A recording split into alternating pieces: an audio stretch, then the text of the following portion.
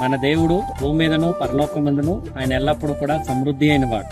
పరిశుద్ధ గ్రంథంలో ఒక మంచి మాట రాయబడింది. మార్కు రాసిన సువార్త 6వ అధ్యాయం 41వ వచనం. అంతటా ఆయన ఆ 5 రొట్టెలు 2 చేపలను పట్టుకొని ఆకాశం వైపు కన్నులెత్తి ఆశీర్వదించి ఆ రొట్టెలు విరిచి వారికి వడ్డించుటకు తన శిష్యులకిచ్చి ఆ 2 చేపలను అందరికి పంచిపెట్టింది. వారందరూ తిని తృప్తి పొందిన తరువాత మిగిలిన చేపలను రొట్టె ముక్కలను 12 గంపలు ఎత్తిరి.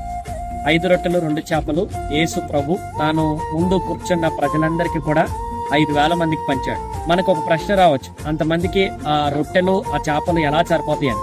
అక్కడ ఉంది నిజమైన దేవుడు, భూమి మీద పరలోకమందును సర్వాధికారం కలిగిన వాడు, సర్వ సమృద్ధి అయిన దేవుడు.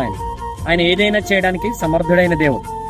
నీవు నేను కూడా మన జీవితాన్ని లేకపోతే మనం కలిగి ఉన్న కొంచెమైన వాటిని ఆయన చేతుల్లోకి అప్పగించగలిగితే, అయ్యా నా దగ్గర ఇదే ఉన్నది, నేను ఇదే సంపాదించగలుగుతున్నాను, నాకు వచ్చే ఆదాయం ఇంతే అని చెప్పి నీవు కూడా నీ దగ్గర ఉన్న దాన్ని దేవునికి చెప్పగలిగితే దేవుడు దానిని కూడా సమృద్ధిగా ఆశీర్వదిస్తాడు. నీ కుటుంబంలో లేకపోతే నీ వ్యక్తిగత జీవితంలో ఉన్న ప్రతి అవసరత కూడా ఆయన తీర్చగలిగిన గొప్ప దేవుడు ఆయన.